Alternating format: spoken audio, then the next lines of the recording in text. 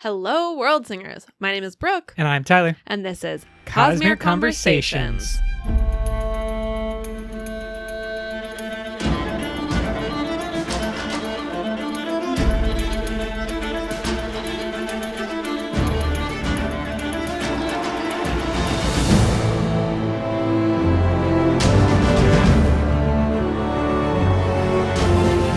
Hello to all of you absolutely amazing listeners. We have a very special, a bonus episode released to everyone in the entire world because we have returned from Dragonsteel Convention 2023. Woohoo! Woohoo indeed, because I had so much fun. And Yeah. the only thing that I want to do after Dragonsteel 2023 is go to Dragonsteel 2024 even more than I did. Yeah, absolutely. This was our first year going to the convention, and I just want to start and just preface this whole episode by saying that the convention is not accessible to everyone. It is relatively expensive and involves travel, etc., and is not necessary to be a fan of the Cosmere.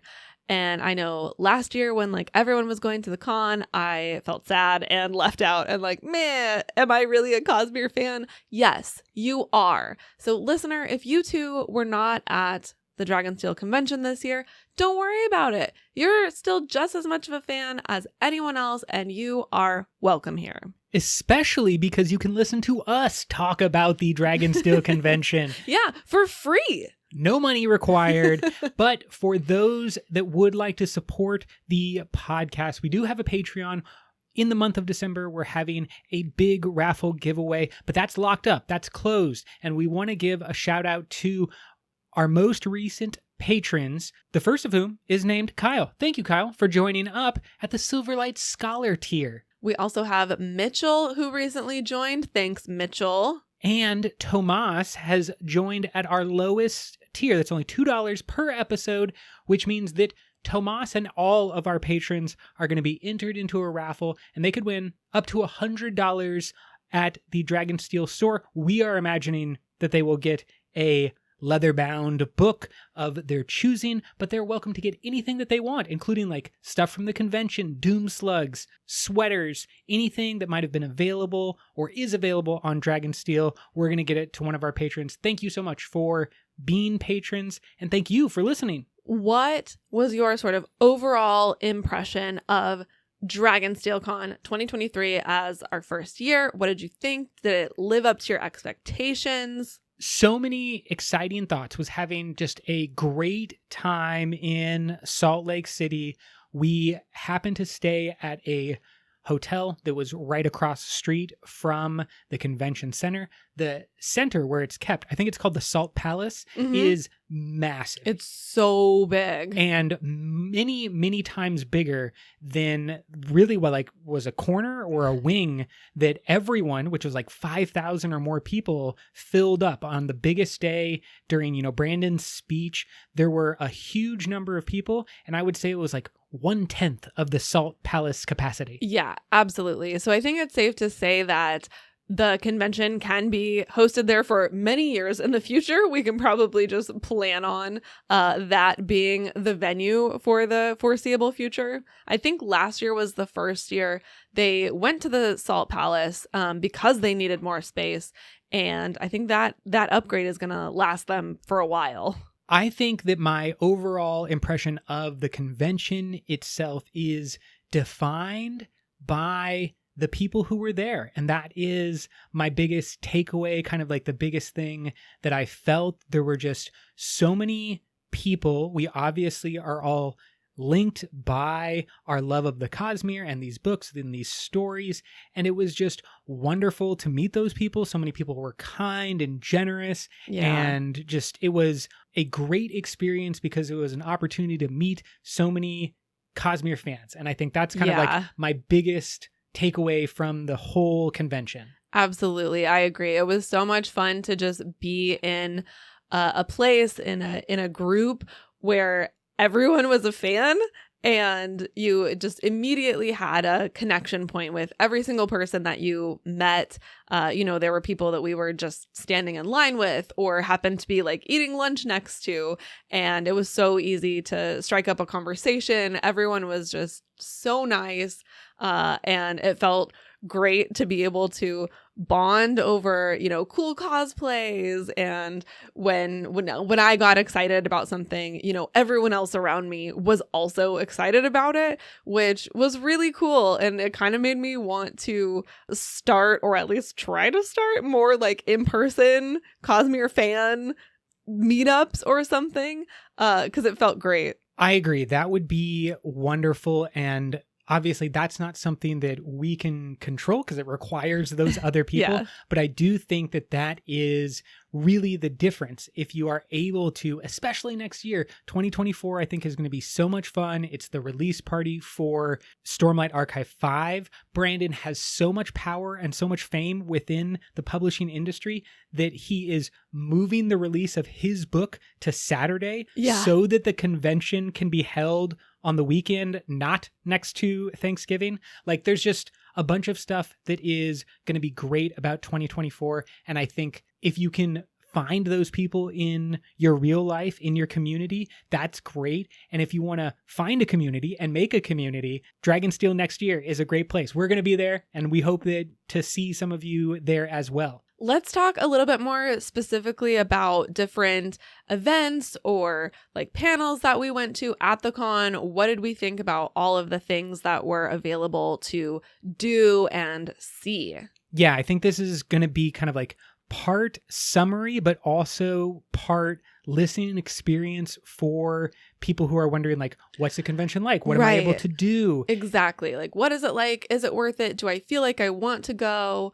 If you are wondering, hopefully this will help you. And then while we are discussing our experience at the convention, we are also going to intercut some fans that we met and talked to and had like a chance to speak to. Jancy Patterson, the co-author in the Skyward series, and other artists from the Cosmere, as well as just many normal fans like ourselves. So you're going to have a couple of moments cut into this episode where other people are talking, and that's always fun. You'll kind of meet some of the Cosmere people that we met as well.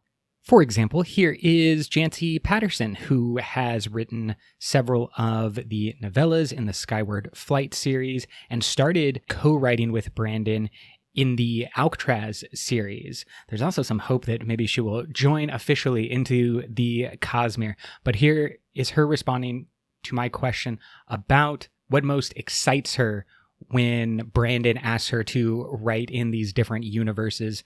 And if you are interested, you can find more of Jancy's work over at her website, jancypatterson.com. That's JANCI Patterson.com.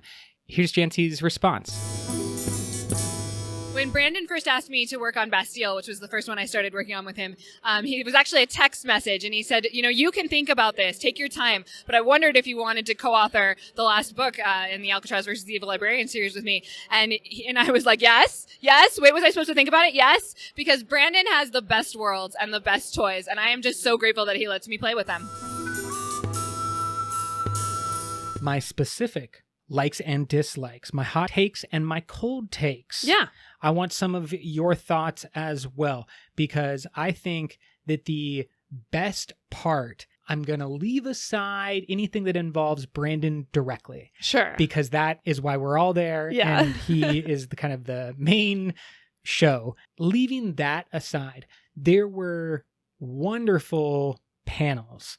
I had a great time. I wanted to go see more panels, and I wish that there was a opportunity for more. Next year there will be, because the convention is going to be an extra day. Yeah, we'll get an extra day next year. I feel like there was a really good spread of panels in terms of topics. There were a few that were specific to people who want to be writers or who are writers, talking about the writing process and industry publishing stuff. And industry stuff. And then of course there were just sort of fan panels. There was one about creating Cosmere content on socials. There was one about about like how to make a specific cosplay. There were panels that included well-known artists from the Cosmere extended universe, if you will. Yeah, Howard Lyons, Steve Argyle, Miranda Meeks, Katie Payne. Had an opportunity to speak briefly with Miranda, and so very much appreciate all of the time and enthusiasm and energy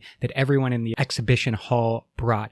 But here is Miranda Meeks responding to my question about what makes her excited to create in the Cosmere and put so much time into these beautiful works. If you're interested in seeing her Cosmere and non-Cosmere paintings, drawings, and creations, you can find her at mirandameeks.com. Her last name is spelled Meeks. And here's her response. All right. One of my favorite things about the Cosmere is not only the atmosphere in which the characters live, but honestly, I love the characters themselves.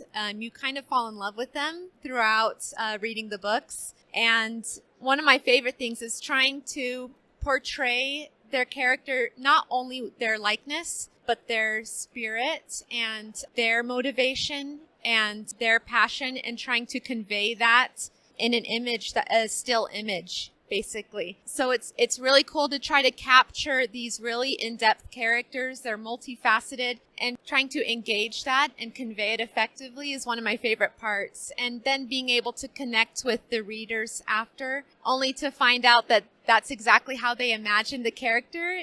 It brings me so much joy, honestly, as an artist. So that's one of my favorite things about it. You had a lot of different creators who all have different vibes and kind of like different followings of their own that were all brought together and, discussing how they produce work. There were live drawings going on that with was some of these cool. artists where they like bring someone up. The one that I walked into was they had someone on stage and there were two artists with like cameras over their shoulders, and they are both simultaneously drawing this person in their style and then changing the person to be in the Cosmere. So it like became, I think, a Lethe-esque woman, a Shalon-esque dress. Oh, I didn't see that one. It was a different one. We split for a little bit. We didn't go to every single thing. So on that note of the panels, tell me some of your favorites. What was, kind of your most enjoyable panel that we went to? Yeah, and of course there were, panels that were just for like Cosmere fans, book clubs and deep dives and things like that. So as I was saying earlier, there was just a really good variety. So kind of any type of fan would have something to go to, many things to go to that they would be interested in. Obviously, I was into the deep dives. Yeah, so, we did like every book club that we could possibly schedule. Yeah. One of them involved Emily Sanderson, Brandon's wife and CFO of Dragonsteel Company. I think her actual official like legal title at the company is Queen. That is correct. So Queen Emily was in the Yumi book club. They did kind of a fun thing where they had a game involved with the book club that was a little bit more participatory for the audience. And I liked that one a lot. We went to a couple other book clubs that were more of a traditional panel with just a handful of people kind of talking about the text. And those were mostly good, I would say. Obviously, it's hard to get in everything you want to say in just an hour for most of these panels. Obviously, we talk about these books for many, many hours on the podcast, which is why we split books up into multiple episodes. So I think for a hardcore fan like we are, who have spent a lot of time analyzing these books, I would say I didn't get a whole lot of new insider info out of those panels, but they were still fun and just kind of fun to get to know and see some other sort of names in the Cosmere fan base. Yeah, there were arcanists, people who are probably most famous for moderating things like the 17 Shard. Yeah, we met subreddits. Joff Wu. Yes, shout out. We've definitely talked about on the podcast before in like Word of Brandon episodes. Yeah, and those people who kind of make the community what it is were present, and some of them are doing panels like Jafu was, but there are also people that just kind of like are randomly walking around and are involved with Dragonsteel on the merchandise side, or there's just like so many different people who are involved in so many ways, and it was completely possible to just run into them randomly and be like, oh yeah, where are you coming from? And they're like, oh, actually I work for Dragonsteel, or something along those lines. Yeah. I think my favorite panels were the ones that were both like super nerdy deep dives, but also had some type of participation. I really loved the Cosmere trivia. I thought that was really fun. And I liked that Yumi panel that was a little bit more participatory. Let me just give you a shout out. You might be too modest to do it yourself, but my girl here won top 10? Top 15. Top 15. Yeah, I was 13 out of 15. In the secret project trivia out of over 600 people this is true. Who were doing the trivia, and we will have actually the winner of the overall trivia competition right now, because I had my microphone on me. I was asking kind of random people throughout the convention 2 questions, which is, what's your favorite thing about the Cosmere, and what's a character you want to see more of, and what's a character you want to see less of. For these interviews, I'm going to only have first names. I'm very sorry if you wanted like a moment of internet fame with both your first and last name, but just for privacy considerations, I want to respect everyone out there. So here's Jonas and his sister Magdalena, both who did amazing in the trivia, and Jonas, who took the overall victory with an even more impressive resume stat that both of these kids are only in high school and they cleaned up against everyone. My name is Jonas. Character I would love to see more of, Vasher and Nightblood, either together or separate, along with Zellion. I'm really interested to see where his story goes. Less of. I don't know if there's any one character I'd like to see less of, just because they're all like actually pretty fun to see their stories, even if I hate them. Essentially. My name is Magdalena. I would like to see more of Cobsol. He's the Ardent from the first Way of Kings book, the one that does try to poison Shalon like 7 or 8 times. And yes, he's dead now, but like, it would be fine. He could come back. A character I'd like to see less of is probably Moash. I don't like him. There's nothing more to say than that. Yes, I'm cosplaying as Shalon today, and yesterday I was Vin. Favorite thing in general? Basically everything has some at least semi-scientific explanation for why it happens. There's nothing that's just like Harry Potter, it's just like, this is magic. You can do basically anything. Cosmere is more, there are rules and laws of some laws of physics or whatever, and they're pretty clearly defined. I'm gonna go with probably almost an opposite answer of like kind of anything can happen. Of yeah, they're all connected, but they can each exist as their own separate stories. And even if like they don't tie back together, it's still a great story in and of itself. What about you? What was your favorite panel that we went to? Well, I think we had a lot of fun at the late night Sunlit Man book club. Oh, yeah. That one was great. It included people like the Cosmere chick, who's pretty famous on Instagram and TikTok, as well as passionate people about the Cosmere at like different fandom levels. I really like that it wasn't all arcanists. Super nerds. Right. Yeah. There were a couple of people on that panel in specific who said, like, I'm kind of a casual Cosmere fan. I don't read the books many, many times. And it was really interesting to hear their perspectives and their takes, and especially to hear, like, is this a good book to recommend to people who aren't super into the Cosmere? Was it still interesting? Was it still a good read, even if you don't have all of the background? That's always a perspective that I'm interested to hear, because obviously I want to know what books I can recommend to people. How do we suck you in to the Cosmere? We need more podcast listeners, and that requires over 30 books being read. Yeah.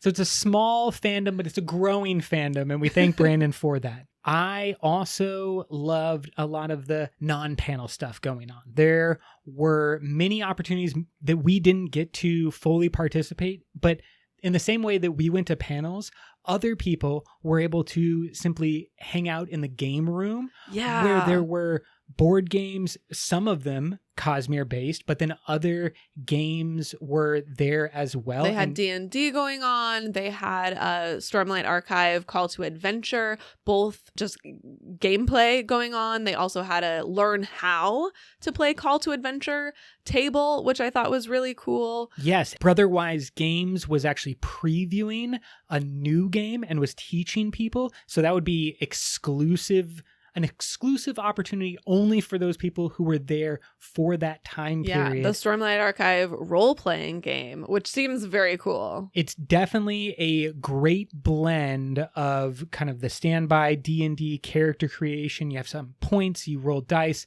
but then you are incorporating, I would say, maybe some like more modern games as well. We were only overhearing what was happening and the explanations. We weren't playing ourselves, but one of the designers of the game actually invented another game like a couple of years ago, and they brought him on to help incorporate that style along with the traditional D&D role-playing aspects that many people are already familiar with. So it seems like a fun game. Yes, we'll be spending money on it as soon as it's released. Don't know when. It would be perfect if it was for Stormlight Archive 5 release next year, but everybody's got different production cycles. No pressure, guys. However, I think it's cool that those opportunities existed for people, because that also means that you can change your vibe really at any time. You just need to go to a different part or a different room. Yeah. There was also the craft room. Yes. Where they had a bunch of different craft kits that you could either purchase while you were there, or you could order them ahead of time. You could also just bring your own craft supplies, and there were open tables. I saw someone with a coloring book coloring. There was a soulcaster craft. I did a couple of slug related crafts, Made obviously. a little terrarium. Yeah. And I gotta say, the craft room was a good vibe. It was a really nice place to get away from a little bit of the busier areas, the kind of hustle and bustle. It was really fun to just sit, do sort of a quiet activity for a little bit, and be around other people making cool Cosmere stuff. Let's do some rough cuts. I had one qualm, and I think it's the qualm that needs to be mentioned and was reported on my suggestion envelope that I personally handed to Brandon himself. No, I just sent in the review form that they asked for. But I think easily the most difficult part was the merch store. Yes, the Dragonsteel merch store. Apparently it was in the exhibit hall last year, which I can't even imagine that. This year they were smart enough to put the Dragonsteel merch store in its own separate room, but that did not help the fact that the line for the merch store was an entire room to itself and then some. Yes, it had a minimum for good chunks of both days, a 2 to 3 hour line. Yes. And we got some recording done in that line. Yeah, I mean, I will say the upside of being in line for 2.5 hours was that we met a lot of really nice people. We made some Cosmere friends. We saw some cool cosplays, but it took up a huge chunk of our first day. We missed a couple of panels that we wanted to go to because we were in line. Yeah. And it was really exhausting. That was a really tiring way to sort of start the experience. On one hand, we got it out of the way early, but it would have been great if it was just a more enjoyable experience in general. Yeah, and I don't quite know the fix or easy solution when you are trying to shuffle in what was probably almost everyone who was at the convention wanted to go to the merch store. Right. And so that's 5,000 people that you need to cycle through. I threw out some ideas and I will just put them into the universe here. But the basic one is they need to figure out a way to make that much faster, especially if they want the convention to grow. Because if there's double the number of people next year, right, that's a not 6 hour scalable. wait. Exactly. And so I think it would be cool to further separate things where you have a pickup station for your loot, for your merchandise that you want. and a shopping ability, because they basically like turned a corner into a Dragonsteel store. It was clearly like still in a hall, but it was kind of like a store where people were going into and browsing and like looking at all the cool stuff, and there were like hidden slugs places, and it was fun for those that like shopping, and it's a cool visual for Dragonsteel to do. I want that to exist completely separately from merchandise pickup, which I think is just like have the people who want to go shopping and mark down or QR code whatever they want, and then they go over to the merchandise pickup line, which is just processing as quickly as possible. Yeah, they could certainly sort of reorganize the way in which you're able to shop and check out. That could be changed. I think they could also decentralize the different parts of the store. So maybe you have apparel store in a separate room from the plushie store, which is in a different place in the convention entirely, so that those lines, you kind of break up that big group of people all trying to go to the same place. Because inevitably, some people are only interested in t-shirts. They're only going to go to that apparel line. You know, some people are only interested in plushies. So you're going to kind of weed out a little bit that way. I think they have a lot of different options that they definitely need to think about for next year. And let's use this opportunity to hear a little bit more from the people that we met in line. Please understand that this was in a gigantic hall with probably like 1,000 to 2,000 people all chatting and talking. So the audio is not the best, but I have done my best on the back end to clean it up for us as much as possible. What's your name? Taylor. Crystal. Reba? Awesome. What's your favorite thing about the Cosmere? I would say the diversity of the stories and the really well-defined magic systems. I would say also just the variety of different characters and magic systems and planets. And so even if you're a reader who doesn't really like one thing from one part, you can dive into something else like Mistborn versus Stormlight and still enjoy yourself. Kind of similar. The way the magic systems can either overlap or contrast each other. They can either help each other or they completely like ruin the other part, and it is really fun to watch, like the ripple effects. Yeah. Character you want to see more of? Character you want to see less of?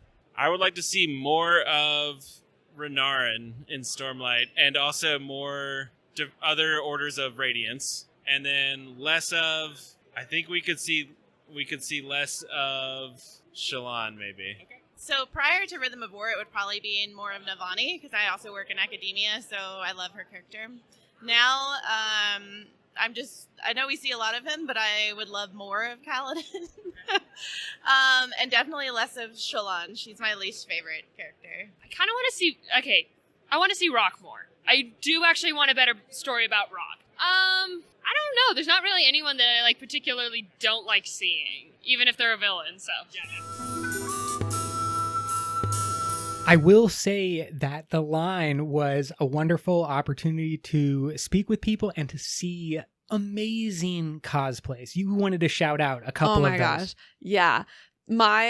Probably my favorite of the entire convention was an incredible Navani cosplay. I believe her actual name is Tara.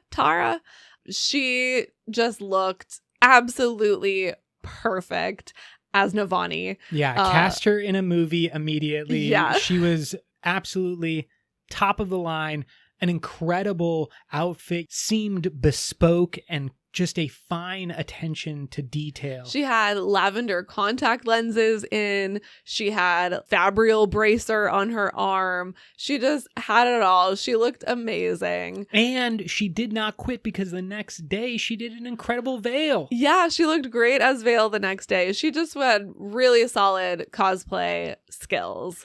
I think another Shallan and Veil cosplay was the split woman Shallan and Veil. I forgot her name. I think it was Ellie. I think so too. Yeah. But she had done a wondrous split body dual cosplay. Half of her body was Shallan with like the blue dress. Half of it was Veil with the white jacket and hat. And it was so well done. A perfect line down the center of her body for the 2 split halves.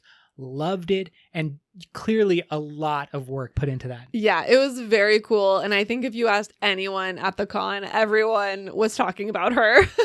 And they got an opportunity to ask a question. I can't remember if it was during the spoiler or the live chat, but it was so wonderful to also like see them rewarded in a weird karmic way. Like you put all of this energy in, and now you're one of the few people who's randomly selected to be able to ask a question directly to Brandon. One of the most creative, I think, cosplays that I saw was the Hoyd as a hat rack cosplay. Loved it. Right next to us in line. Gold body, gold face paint, gold jacket with hooks everywhere and hats hanging off.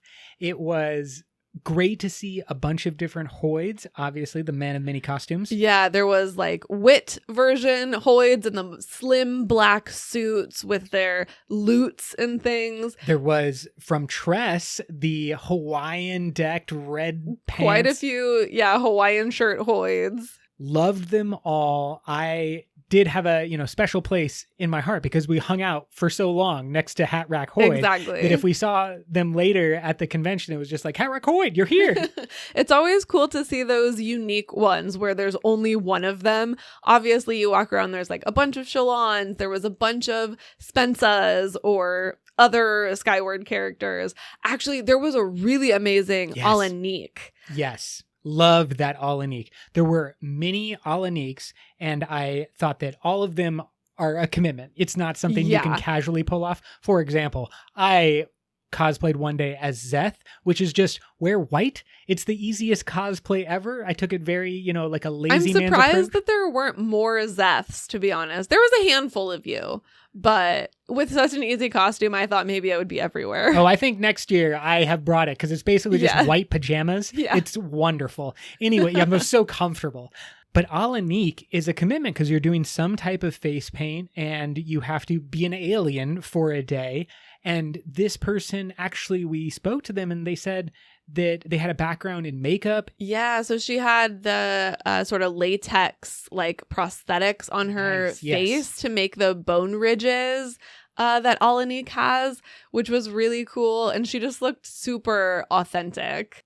Let's use this opportunity to get a couple more perspectives from our good friends we met in line. Remember, the questions that everybody's being asked are, what's your favorite thing about the Cosmere? And what is a character you want to see more of and a character you want to see less of? I'm Asher. I'm Kaya. And then what's your favorite thing about the Cosmere? I think my favorite thing is how interconnected everything is and that you can never guess what's happening next. Honestly, I really like Steris. I want to see Steris more. She's awesome. I mean, the obvious answer is Moash. Yeah. it is the answer. And then favorite thing about the Cosmere? I like the complexity of it, how like you never know what's going to happen next. I think I want to see more of like Yasna being a badass. I think special shout out, because it was a Defiant release party, that we should mention there were many people who were dressed as Spensa, as mushrooms, as imbots. Oh my gosh, that one couple, there was a couple who we saw them building this mbot ship, and I never actually saw the guy wear the costume, but it looked like it had straps where he could put on this mbot ship and be mbot. And then as I was looking at the woman that he was with, I noticed that her tights, her dress, her necklace, her cardigan, everything had mushrooms on it. I think she even had earrings and Yeah. little accoutrement on her outfit that were all mushroom based. It was perfect. So cute. I also have to shout out the several slug babies. The Tanix babies, like, keep them coming, everyone. Please dress your babies as Tanix. I never get tired of it. It's freaking adorable. Special shout when babies are mentioned. I'm at least going to shout out the rat baby who was playing aside the Tress mother. Yes, there was a Tress with her little baby dressed as Huck. Let's go with one final interview, this time from very special patron that we were able to meet and connect with at the con, Brian traveled all the way from the East Coast and met up with us several times. Let's get his thoughts on those kind of general questions that we were asking. And this is Brian, our patron. So probably my favorite thing is, I think, just the positivity of the stories. Like, even when they get dark, I think Brandon has a very positive outlook, and everything is like, this is not like everything's going to work out well, but I think he's trying to show good people succeeding. It's not grimdark, which is really refreshing. And so I think it's just like, a lot of people assume things are going to happen in dark ways, and I just don't think that, because if you've read Brandon's books, he is an optimist at heart, and I think that comes through a lot. Character I want to see more of. I mean, Zeth, I'm really interested in Stormlight 5 to see more of him, because I feel like there's a lot going on. I want to see more of Renarin, too, because there's some weird stuff going on, and also, like, I'm a Truth Watcher, so I really want to see more of him, and I'm looking forward to seeing, like, more of him in Verlaine as well. Character I want to see less of, this is probably going to be controversial, but Calcier. I liked Calcier a lot in book 1, and now as we're seeing more of him, it's like, it's kind of diluting what we saw of him, and I also just think, like, the more you see, the more you realize how selfish he is, and it just takes some of the shine off. I get that Brandon really wants him to be this big endgame player, but I kind of feel like he might have been better not used as much. Love it! Thank you so much to everyone that volunteered to be interviewed and that we were able to talk to, for sharing your thoughts and your love of the Cosmere. Thanks to everyone else who was just cool and chill and great to meet. And if you want to be interviewed next time, come up to the weirdo, probably in a Zeth pajama costume, who has a microphone, and we'll get your thoughts as well. I also loved all the cosplays. How about we go with some news, some updates, announcements, straight from the Defiant release party and the word of Brandon himself, like, because from of course, Brandon's mouth. It's not just fun and games at the con. This is business. There are serious Cosmere things happening. It's going to be a serious year next year. As we mentioned, it's going to be 3 days. Dragonsteel Con 2024 is December 5th to December 7th. That's Thursday, Friday, Saturday, with the very special release of Stormlight Archive 5 happening on December 7th. So whether you are at the convention or you are in your cozy PJs opening up a book or downloading it onto your reading device, December 7th, 2024, that's when the real fun begins. There we go. We also got the official announcement for the Words of Radiance leather-bound Kickstarter, which has been delayed a couple of times. It is now officially going to be happening on March 5th. 2024, March 5th. So that's coming up pretty soon.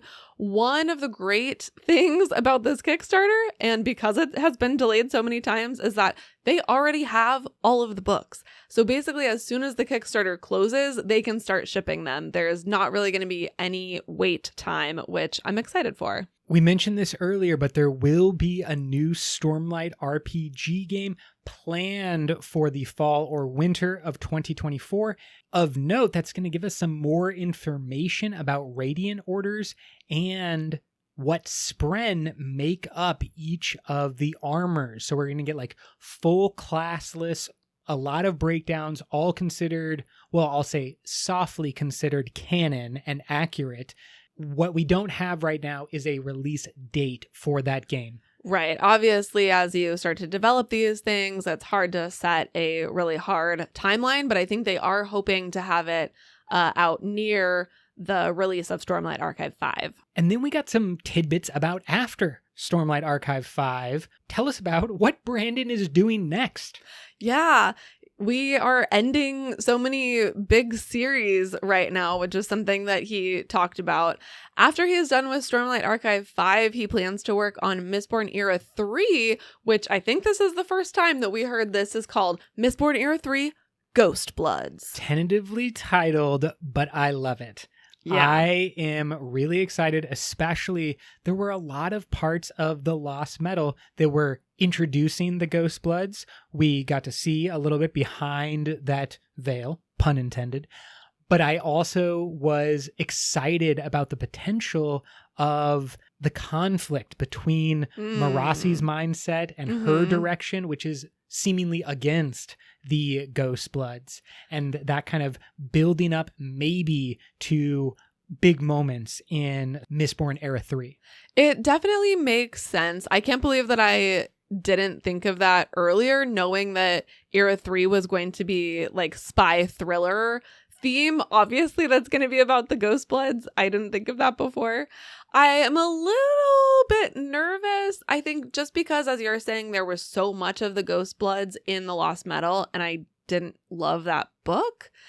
But of course, this is going to be a whole new era, a whole new book. Maybe I'll like it better when it is specifically focused on the Ghost Bloods and they're not sort of being shoved into a different story.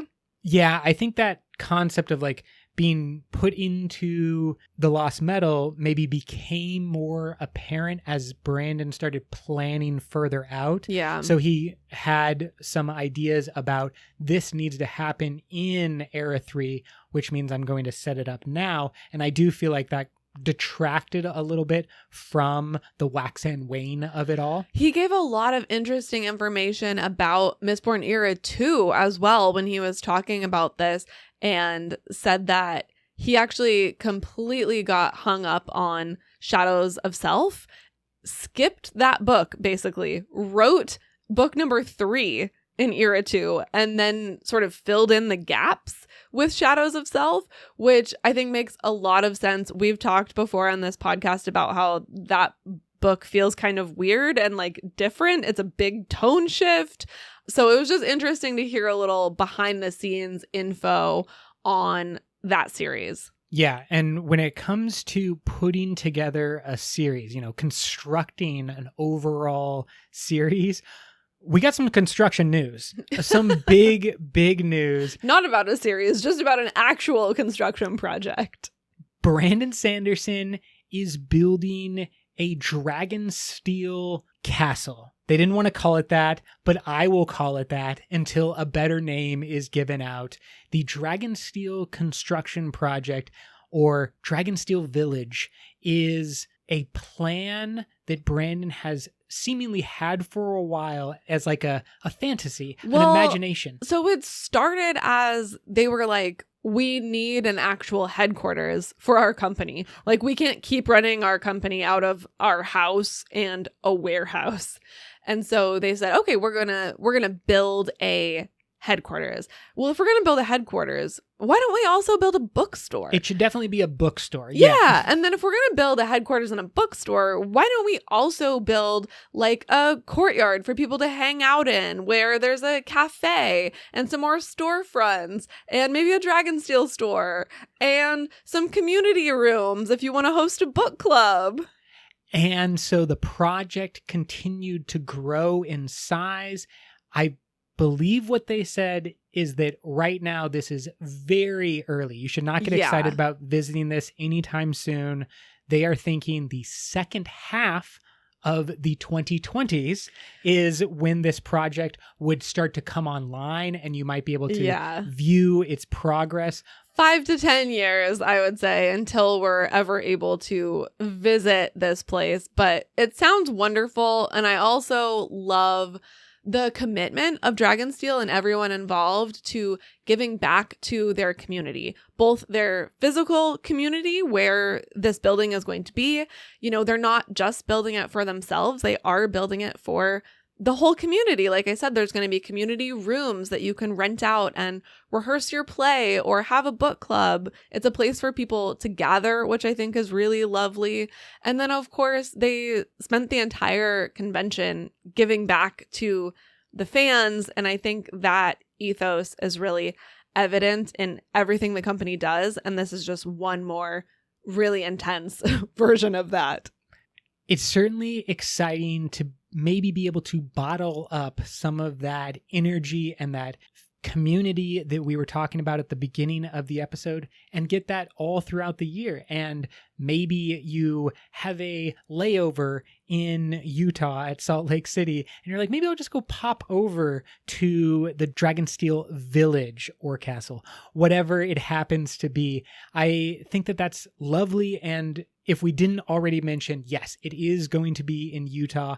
I think they have the land purchased or they're under contract of some type to purchase the land. Otherwise, they probably would not have made this announcement. Yeah. But there's definitely nothing constructed right now. This is in the very early phases, just a fun bit of something great to look forward to in the future. With that news out of the way, let's get to what everybody's actually here for, because this is the spoilers. This is hashtag all spoilers all the time, deep knowledge from Brandon's mouth directly into to our ears, Oh. because we were able to be at a spoiler Q&A in person, which was really fun. It was, again, I had to separate everything that involved Brandon from my favorite parts of the convention we were talking earlier, because Brandon was number one. I loved the speech that he gave. I loved the reading from Stormlight Archive 5 that we got. Yeah. And the spoiler Q&A was so much fun. It was also really well organized. I loved that they did a great job organizing it. They did not just have a long line of people. Instead, everyone was able to scan a QR code and just submit your name. And then there was a randomizer that presented people's names up on the big board, the big screens. And then those people were able to walk up. It was just like smooth. I felt people got to write their questions ahead of time. I saw many people like reading from their phones. Yeah. And I thought that that was just a better way to go about things than something along the lines of, hey, anyone from the audience, do you have a question? I mean, there's no way they can do that. Literally every single person would be in line. There would be no one in chairs. I believe that's probably what they figured out at some point, but this was great. It allowed great questions and Brandon was ready to go. He was firing on all cylinders. Absolutely. Let's start with a couple about Nightblood. I've sort of divided these into topics. Some of them are going to be transcribed. Some of them are just a summary from the notes that I was frantically taking on my phone, because not all of the questions and answers have been transcribed yet. But we did find out that Nightblood is for sure not a Dawn Shard, which was a question that I had. Not a Dawn Shard. I think the question of what is Nightblood would probably have just got a Raffo. And so I like this elimination style of, is he a Dawn Shard? No. That we can just cross that off the list. There was another question about Nightblood. Someone asked, what does Nightblood look like in the cognitive realm? And for this one, Brandon did say Raffo. Read and find out. And let's just say this has been a topic of much interest to myself and some others. Who are the some others, Brandon? Fascinating. Is that Emily, Queen of Dragonsteel? Is she wondering what Nightblood is? Or is this from the writers who are coming into the Cosmere who are asking questions about Nightblood? Or I don't know. Does Brandon consider his character so real that their interests Yeah. are his interests? This is of interest to Brandon and also Hoyd and Vasher and his friends. I think some of the biggest gasp in the audience came from questions involving the Sunlit Man, the secret project that Brandon wrote with the Cosmere in mind. This was not Absolutely. just a fun experiment during the pandemic, and it was instead kind of a purposeful introduction of important concepts and characters into the Cosmere. And our Sunlit Man book club will be coming out on the main podcast feed soon. We have the most important words of Brandon about the Sunlit Man in those episodes. So stay tuned for a lot of discussion about those. But here are some lighter ones also about the Sunlit Man. Someone asked, is there a specific reason as to why Hoyd cannot skip, but Nomad can? And Brandon responded, quote, yes, there is a specific reason for that. I'll get into it someday. The skipping started because of a certain event that probably I won't write a book to talk about, but you will get an answer to that someday, I hope. So it's a Raffo, but a Raffo with a little bit of a promise, end quote. I like that. A Yeah. Raffo with a promise. Thank you. I can handle that. I can. I love when it's Raffo plus. Yeah. Someone else asked, have we met the Admiral of the Night Brigade or the family of said Admiral before? Wonderful question. Brandon's response was, quote, the Admiral of the Night Brigade is the protagonist of the unnamed Threnody novel. You have not met her yet. I didn't say hero on purpose. I said protagonist. But when I write the Night Brigade novel, it'll probably just be called the Night Brigade. She's the protagonist, end quote. And then another great fact about the Night Brigade is that the Night Brigade is able, he said the Night Brigade is able to track the Dawn Shard from Hoid through the chain to Nomad. Those were his words, which indicates that there may be someone or someone's else in between Hoid and Nomad in terms of holding the Dawn Shard, which was not my impression prior to this. Interesting. I had kind of assumed that this was the case because my interpretation is that Hoid is not currently holding the Dawn Shard in everything that we have seen him.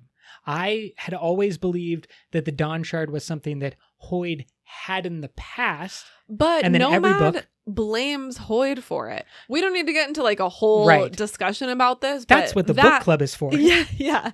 But that was the main reason why it seemed to me like Hoid had given it directly to Nomad. I'm not even saying that Hoid doesn't give it directly to Nomad. I'm merely saying that what Brandon mentioned here, that the Night Brigade is able to track the Dawn Shard from Hoid through the chain to Nomad, was always my understanding of the situation. Brandon seemingly has confirmed that, but it's still not 100%. Yeah, I think there's plenty of uncertainty that remains even with this word of Brandon. Let me have an opportunity to play a questioner this time, switching gears from the Sunlit Man over to everybody's favorite, Hoid. Hoid. Here's the question. Quote, is Hoid secretly a dragon? End quote. Brandon said, Hoid is not secretly a dragon, but he did date one once. And then the whole room is like, oh, what? Yeah, we all freaked out. And then we found out from a subsequent question that Hoid also dated someone who became a vessel. Like, are they the same person? We don't know. Could it be Cultivation, who is both a dragon and is a vessel? Yeah. Maybe those are two completely different people, and we're just learning a lot about Hoid's dating history. He's got one. He's got a history. And as we see in Rhythm of War with his relationship with Yasna, that dating history has not ended. He is currently dating. He is currently involved in relationships.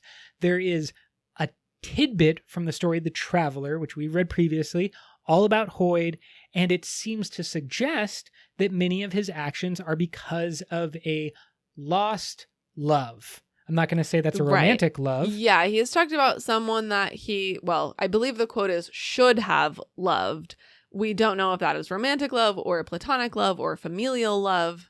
But I love the idea that Hoid loves, that is still something that he has done in the past and is doing right now in Being our book millennia old does not preclude you from loving.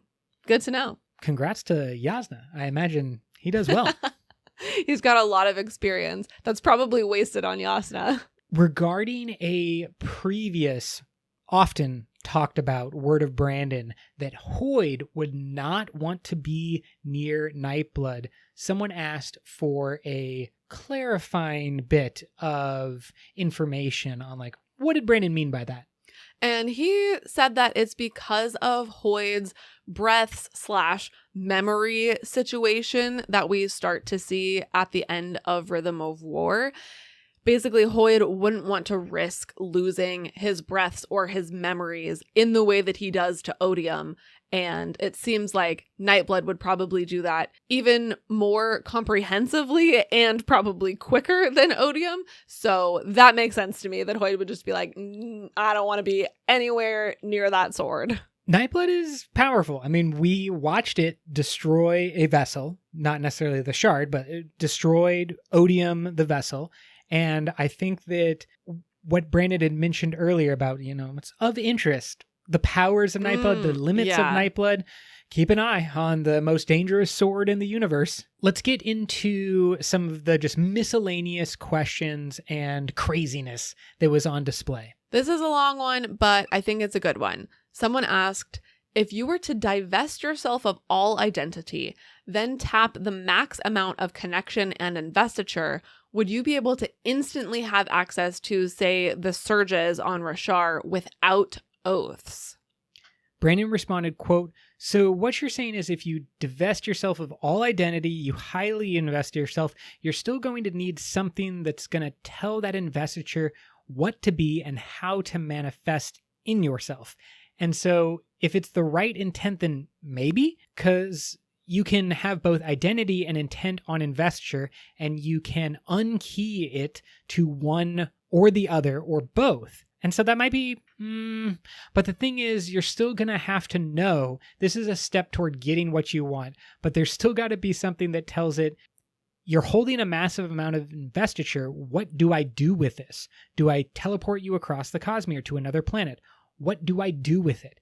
And you're going to have something to give structure to that investiture. You're missing a step, end quote.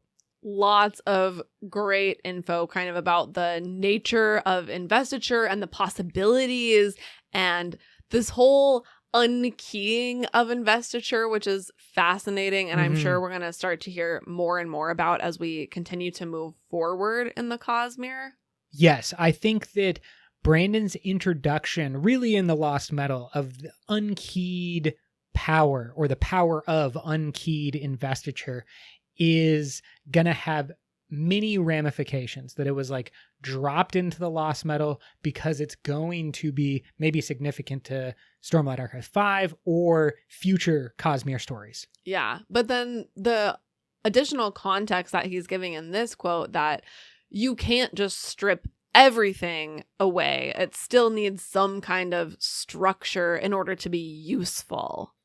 I think we're going to speculate and get a lot of feedback and conversations about these mini spoiler questions and answers from Brandon. Next up, someone asked, who in the Cosmere could beat Taln in a fight when he was at his prime? Taln never broke. That's what I'll say. Nobody. I don't even know why Brandon entertained this question. It should have instantaneously just been like, you fool. You fool.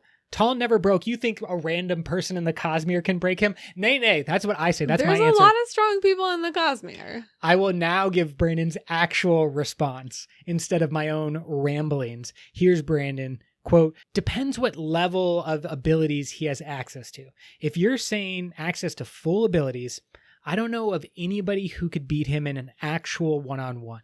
End quote. Intense. That is as clear a statement to me in response to the question of who's the best fighter in the Cosmere? Who's the strongest? I mean, as far as mortals in the Cosmere go, I think clearly Taln is the most powerful. And I think best and most capable at fighting. Right. There's an experience level that, for example, Vasher talks about with Kaladin and is kind of on display with Kaladin. But I think Taln is many, many levels above anyone else that we have seen. There is really no substitute for thousands of years of combat experience. Right. And that is the other thing about the heralds that came out of this Q&A. There was another question regarding the herald's magical maladies, and Brandon laid out very clearly that this is because souls are not meant to exist for thousands of years of existence. Yeah. Those thousands of years of existence, combined with the fact that they have experienced just an obscene amount of trauma throughout those 1,000 years, is what is resulting in these magical maladies. The heralds have been alive orders of magnitude longer than basically anyone else in the Cosmere. They're on the same plane as Hoid, dragons, vessels, but the heralds are affected more than those Right. entities because they don't have the same protections that beings like Hoid and dragons and vessels have that sort of insulate them for those thousands and thousands of years. That is a wonderful point, that all of the really super powered beings are protected in ways that we don't even fully understand. But Hoid's is the most obvious. He's kind of like siphoned off part of himself. Right. And that is something that the heralds cannot do. That whole breath memory situation for Hoid is the thing that is protecting him from going the way of the heralds. Yes. And we don't know what really the heralds are dealing with. I think we can pretty confidently say that being a vessel to a shard is not great. Seems like there's problems with that. But I would say in terms of trauma, the heralds are at the pinnacle of the Cosmere in what they have endured. And Brandon seems to relate that. But I will also just say again, Tall never broke. He also compared the heralds and entities like Vasher. And I think this was a point that really struck me, because I think when we have these conversations, a lot of times we talk about heralds and Vasher or your Kelsiers, characters like this sort of in the same category, and we try to compare them and make connections between those characters. And to me, this word of Brandon just really hit home that you cannot put the heralds in the same category as Vasher. 300 years of existence is just nowhere near the same as the thousands and thousands of years of the heralds. Yeah, to give a very simple comparison, it is akin, 300 years of Vasher is akin to a 2-year-old to someone who is 30 years old or 35 it's years just old. like you can't even talk about them in the same category. So that's definitely something that I'm going to remember for future when we start thinking about all of these things. Yes, and I will also just say shout out to us in the past for the Cosmere draft where we banned heralds. Because if anyone selected anything other than a herald, they would have been making a mistake. You should have taken the weakest herald and it would be orders of magnitude greater than any other fighter in the Cosmere. I don't know. I do feel like their magical maladies, though, is their downfall. They're not super reliable. Right. So You would I have to still define. think they're probably not great on a team, depending on what you need them to do. That's true. As I remember or recall, we did have a rule that you could state when a character was selected from. So all you would have to do is, I'm going to select Herald X at their strongest point. And that would be before magical maladies. That's why we banned it. 100%. Yeah. And Brandon now confirming our great decision in the past. Let's go to another question about the Stormlight Archive. Someone asked, is Yasna's illness psychopathy? Brandon responds with, that's a very good question. Raffo. I don't think I'm taking that as a yes. They're meaning psychopathy, like, is Yasna a psychopath? And I don't get that impression from her. I think she is very practical and slightly less emotional, but I don't think she's a psychopath. I would say it would fit inside of the tiny box that can currently exist with very obvious mental illnesses or struggles with mental health that everybody else falls into. For example, alcoholism, very common, lots of different stuff about alcoholism. That's Dalinar. Depression, same thing. That's Kaladin. Yeah, I understand. Shallan, DID, maybe not popular to the extent of people suffering, but is a well-known mental disorder that people have portrayed in many respects. And so to introduce psychopathy, well, every serial killer or blah, blah, blah story is about a psychopath who's, on a murder spree or feels nothing and is making decisions. Even sometimes. And like maybe, I don't know, if that is the road that this character gets developed down, I think maybe that's actually an interesting thing to start to explore, and to have it not be your stereotypical serial killer type thing, but a more maybe average depiction of psychopathy, of just like, yeah, she, experiences maybe less empathy, less emotion than the average person. That doesn't make her a serial killer. Right. Doesn't make her a serial killer, but I think that would be a great way to display, because what I've always understood or, casually read is that the percentage of people that are experiencing some sociopathic or psychopathic traits is much higher than number of serial killers. That number is very, very low. Well, I like everything. It's more of a spectrum than, a neat category. Exactly. I think it would just be interesting to introduce a person who has no feelings as they are generally understood. And then if we start to get perspectives from that person in the later Stormlight Archive books, whole stories told from Yasna's perspective, how interesting that would be to explore what's it like to grow up if you, quote unquote, feel nothing, if you don't have the same seemingly normal abilities that everybody else has, and you are just the one outsider. I think that would be an interesting exploration, so I appreciate the question, but I'm also going to kind of agree with you and say, I don't really see that in Yasna. Yeah, I don't know if I take that Raffo as like a sneaky yes, because we've also seen some small hints at what has happened in Yasna's past, so I'm thinking it probably has more to do with those little glimpses that we've seen, but we shall see. This is literally all speculation. Another questioner asked about Silver, one of my favorite topics, and maybe we were both planning to ask Silver-related questions had we been selected. And we didn't get the full question itself, but could you give us a debrief on Brandon's answer about, like, what is Silver doing? He basically said that Silver is disruptive. It's not necessarily capable of breaking capital C connection or breaking something like the Nahel bond or Luhel bond. But he did say that hitting a Spren with Silver is like hitting it with a shard blade. The Spren could come back together in the same way that a Knight Radiant has the ability to like regrow a limb that has been cut by a shard blade or something like that.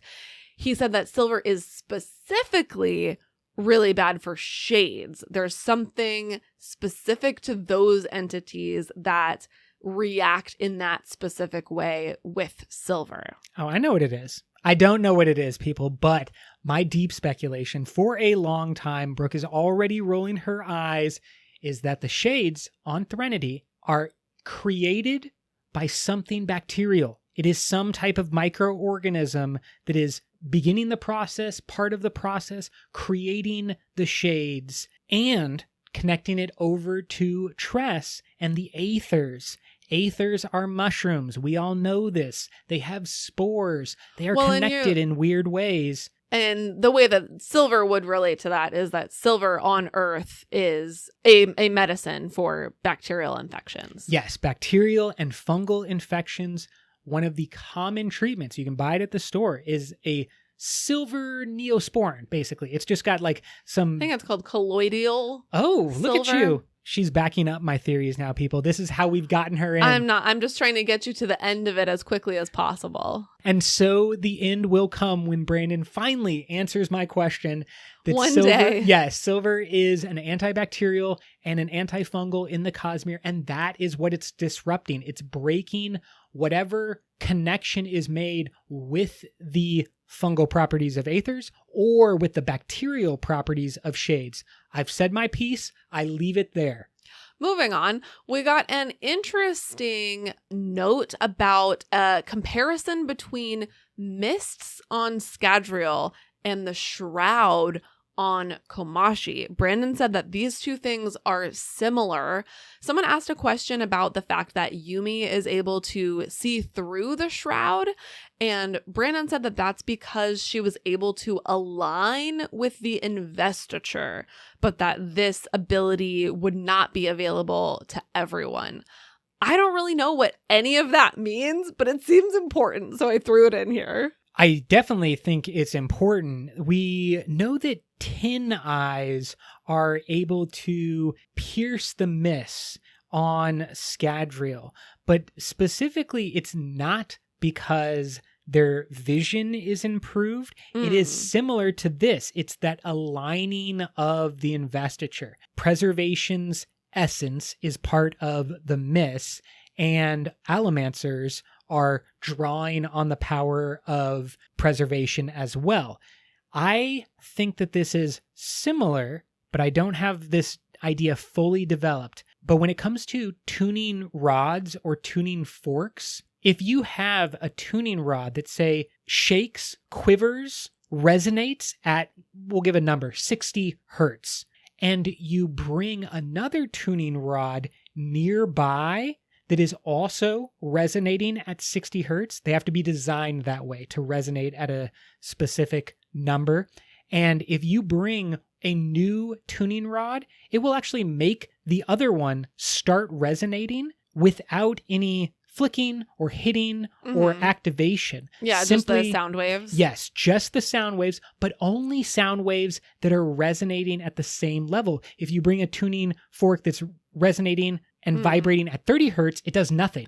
So the idea would be, I mean, we know that allomancy has a pulse. Yes. Like each type of ability has its own unique signature that some allomancers are able to perceive or hear. And the mist, as the body or the expression of preservation, my guess would be includes all of those frequencies. Right. And then when the tin, for example, resonates at its specific frequency, it aligns with that part of the mist. I think that's 100% accurate, and I think the same thing is happening with the shroud on Kamashi. Except that Yumi is able to do it by force of being a Yoki-Hijo instead of allomancy. Right. It's kind of within her. The power is more within her than allomancy, where you're drawing upon other things. One of another gasping spoiler tidbits came about dragons.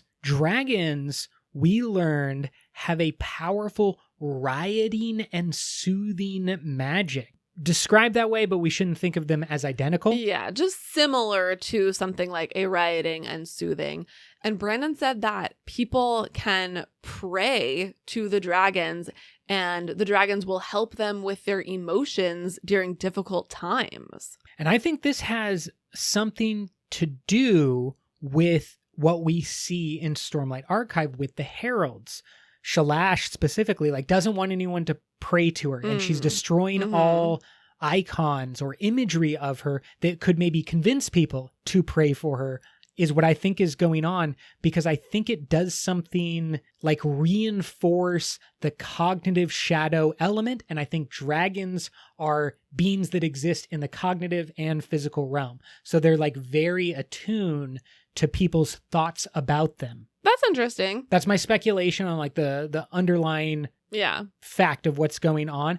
But we also learned that dragons are able to shift form into humans and do this specifically for breeding.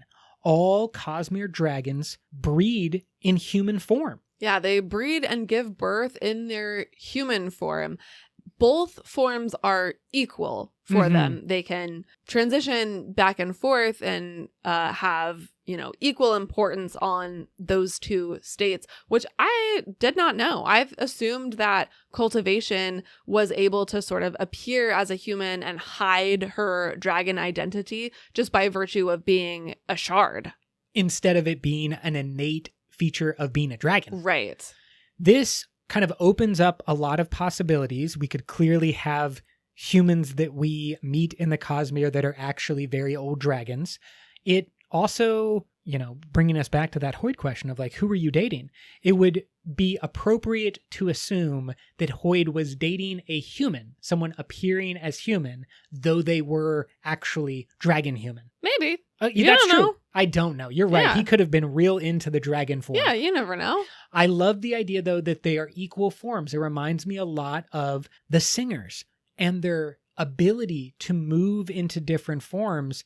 Maybe when we meet them as the Parshendi, those forms have positive or negative connotations, but hypothetically, all forms can be equal, and they're just like different parts of your Right. life or different things Yeah, that are needed. useful in different ways. Yes, 100%. It kind of seems like the singers have a little bit of dragon vibes going on. Let's go to another big hashtag all spoilers topic, because Brandon did a reading from Stormlight Archive 5. So if you are a person who is no spoilers whatsoever for Stormlight Archive 5, you can stop listening at this point.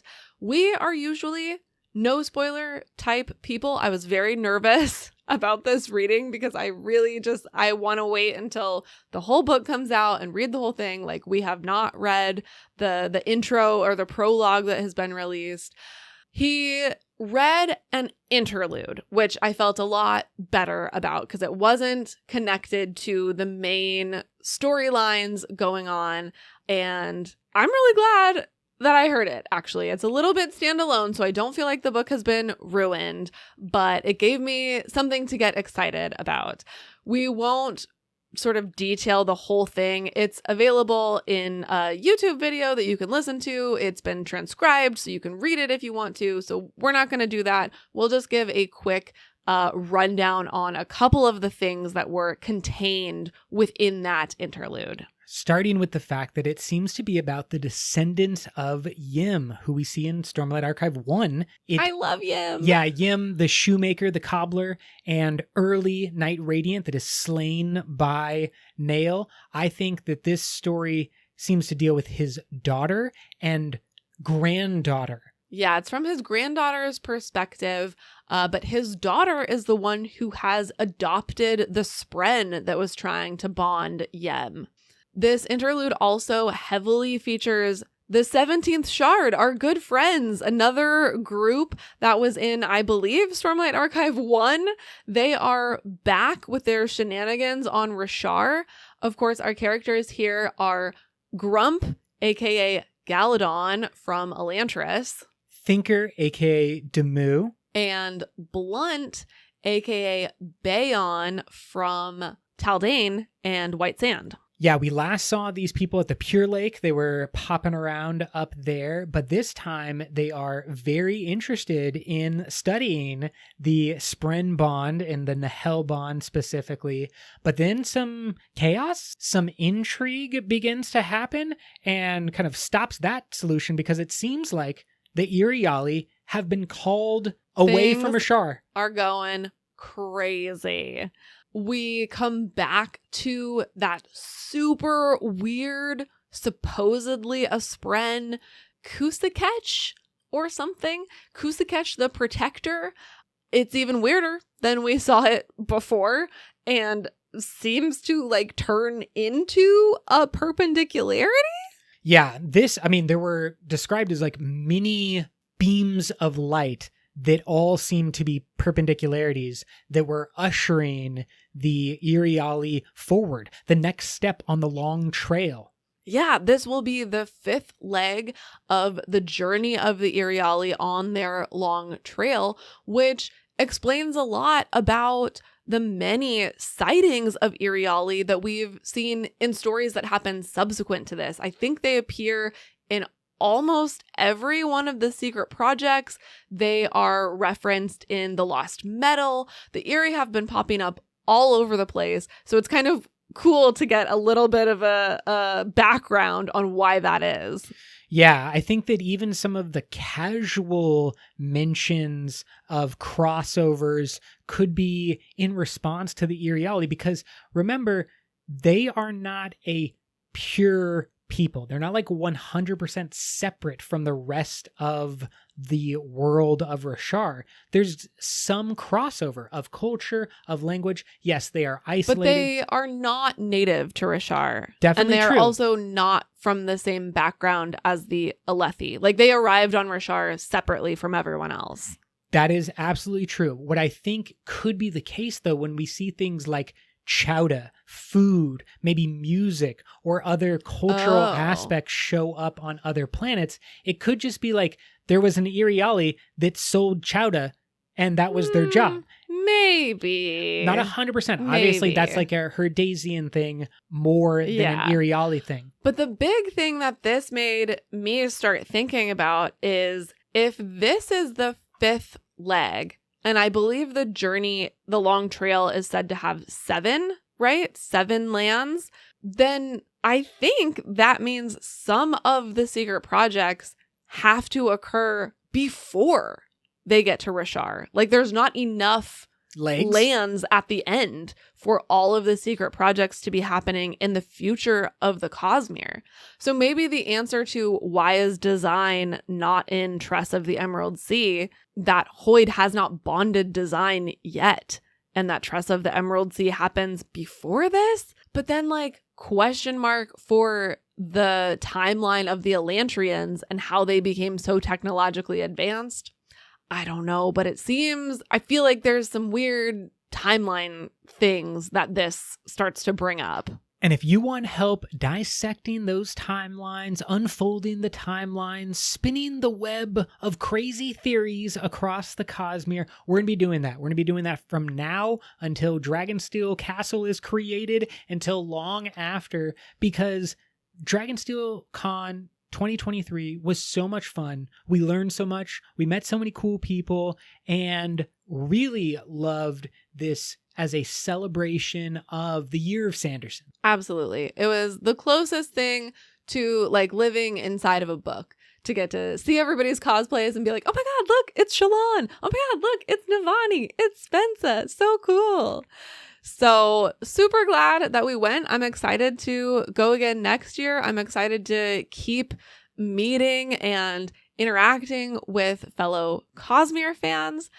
And of course, a huge thanks to all of our podcast listeners. Thanks for being here, whether you went to the con or not, whether you're ever going to go to the con or not. You are a Cosmere fan, and we love you for it. Brooke, can you take us away? Until next time, life before death, strength before weakness, journey before destination.